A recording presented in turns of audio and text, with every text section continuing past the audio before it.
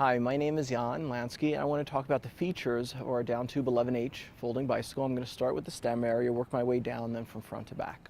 So here we have some bar ends, and bar ends are great for a couple of reasons. First of all, they give you extra hand positions while you're riding. You can actually put your hands in many different orientations, so not just one. And so it allows your hands to rest, relax a little bit more. In addition, if you're climbing up a hill, you can actually pull back on them. They'll actually force a rear wheel into the ground, creating more friction, and you'll go faster by using your upper body instead of your legs. So it's a great way to distribute your strength so you can actually keep going on the bicycle for longer, harder, without using any more leg strength. It actually allows you to use your upper body instead of your lower body. So bar ends are wonderful, and the short bar ends don't get in the way of the fold, so they're ideal for a folding bicycle. As you move over, we have ergonomic grips. You see the shape of it is perfect for your hands, ergonomically shaped. We have some awesome Tektro brake levers, which have a little area here. Make sure your hands aren't going to slip off. So they're really smooth, really nice. A little barrel adjuster to adjust them quickly and easily. And here we have, this is the 11H. The reason for the name 11H, it's an 11-speed internal hub bike. And here we have our Alfine 11-speed trigger shifter for the internal hub. And I can just shift while it's standing, and it'll actually shift. You don't have to pedal while shifting an internal hub bicycle. As a matter of fact, they prefer that you don't pedal under load. You can pedal, but not under load. So they prefer stationary shifting. And this is perfect. So it's actually shifted. Very sweet. So trigger shifters are great because, you know, the grip shifts, if you're going to do a long ride, it might irritate your hands. So the trigger shifters are really nice light action, so they're ideal. As you move over, first of all, you're going to see we have a high-rise bar, which is ideal for multiple reasons. In that you can rotate this bar, you can rotate it out, you can rotate it in, you can rotate it up, and you can even rotate it down, even though that's not going to be very common for most people. Rotating it out extends the virtual top tube length for taller people that have longer arms. Bringing it in would be, you know, something that would be logical for somebody with shorter arms, shorter legs.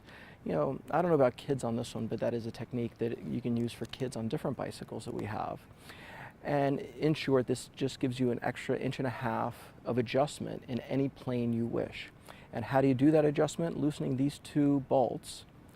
So it's a removed faceplate stem, which is very nice. And loosening these two bolts, I can actually rotate this handlebar any direction I want. Forward, backward, you know, I guess even down, at any angle they're in. And then, of course, I would have to tighten the two, you know, faceplate bolts. So it makes it really nice and easy to adjust the feel of the bicycle. Moving over, you see we have our little reflector here, a little bell, which is ideal. I think it's awesome. I think every folding bike, I think every bike should have a bell, to be honest with you.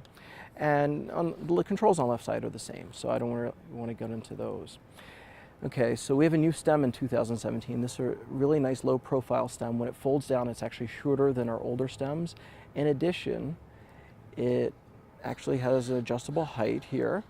And the other nice thing is it's a 28.6 internal diameter, which means you can actually put a 1 1/8 stem, offset stem on this by putting a 1 1/8 28.6 tube in here.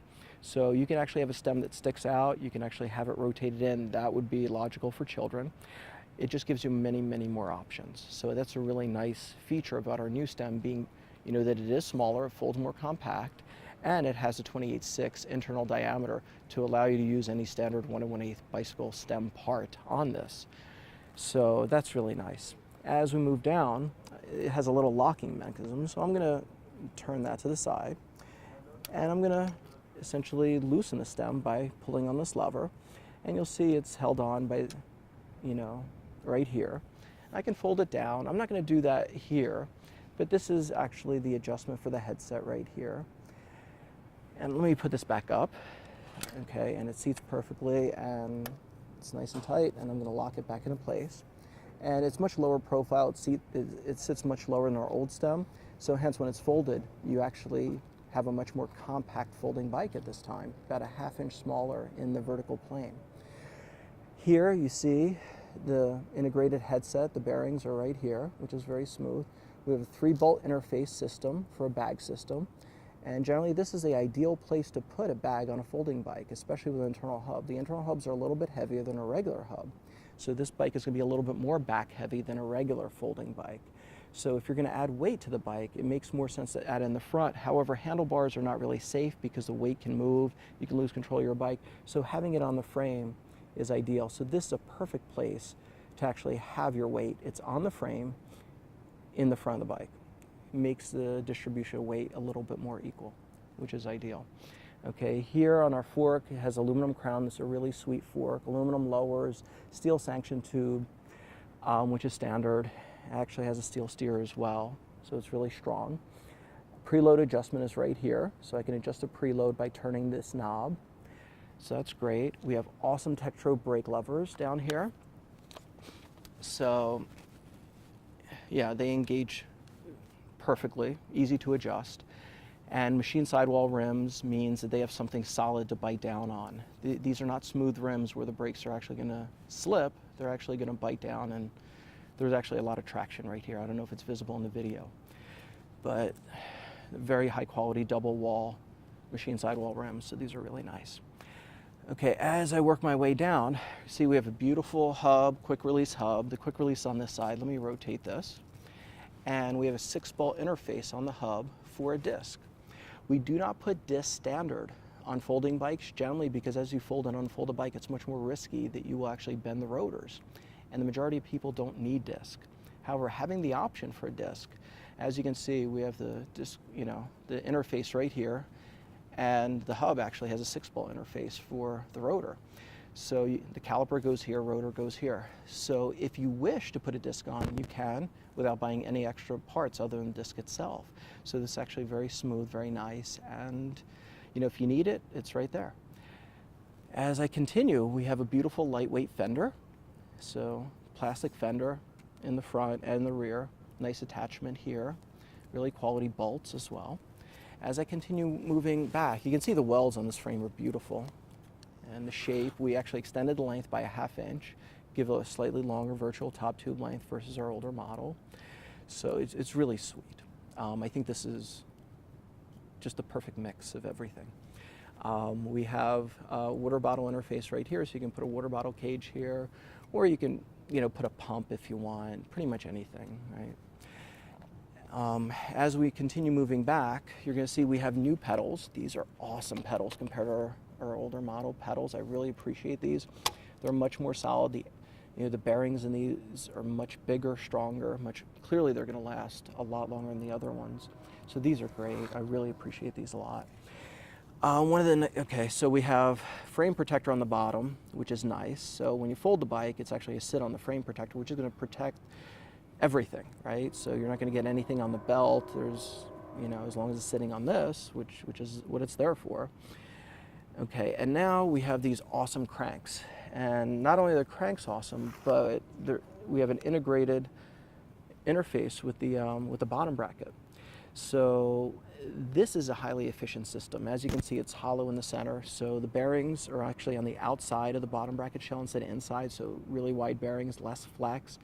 And the interface between these two is they're essentially one. So you don't lose any power at that point of contact, which is one of the least efficient places on a standard bicycle.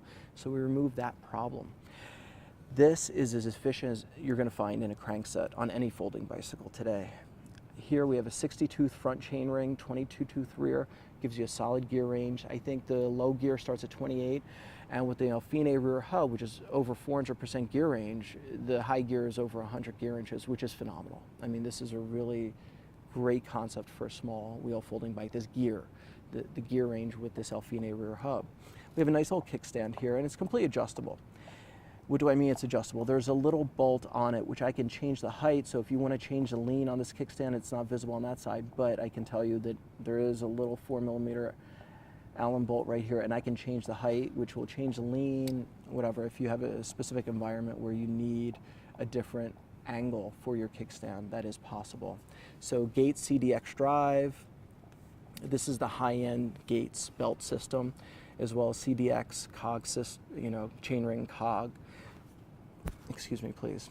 As we move back, you see this frame is impeccable. The welds are beautiful, all aluminum, 6000 series. As I continue going back, let me move over on this side. So we have a heavy duty rack, and we upgrade this. These are all aluminum now, lightweight and heavy duty. They're great. Same brakes as we have on the front, the Tektro V brakes. Same machine sidewall rims. We mix match tires. Why do we mix match tires? Well, on the back we use a 1.75, on the front we use a 1.5. The reason being, in the back you need more traction. There's more, your weight is actually distributed towards the back of the bike. So if you're going to be turning, you could lose control with higher probability with a thinner rear tire. In addition, there's a push force in the front, pull in the rear, and it's harder to push than pull. By thinning the front tire, we're able to go on average 1.5 miles per hour faster and still being able to go off-road with this kind of a setup. So I think that's imperative. So this is safe because the rear wheel gives you the traction you need, and it's actually efficient because the front doesn't create the resistance that you don't want. So it's perfect. Beautiful rear fender, which is really essential. The front fender is a little bit of a bonus simply because the frame actually acts as a fender on these small wheel bikes.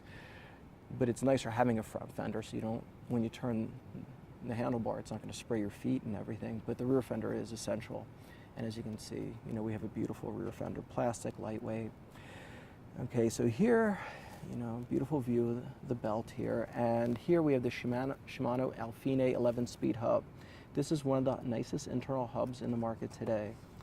There's not too much to say about it. It has over a 400% gear range from low to high, which is perfect for a small wheel folding bike. This allows somebody with a folding bike, a small wheel folding bike, to climb hills and at the same time go down descents at a very high speed. Usually you have to make a compromise, you pick one or the other. With something like this, you can pick everything. You have it all. So it's really nice. And yeah, and if we move up here, you see we have a beautiful saddle with a little love channel here for comfort. And rails actually the rails actually tell you where the saddle is positioned. So if you want to move it forward or back, you can actually look on the rails to define exactly where you want to orient it. I just moved mine on my daily ride about a 1/4 inch. I'm going to move it a little bit more. Anyway, so I think I've gone through almost all the features of our 11H. Thank you very, very much for watching. Appreciate it.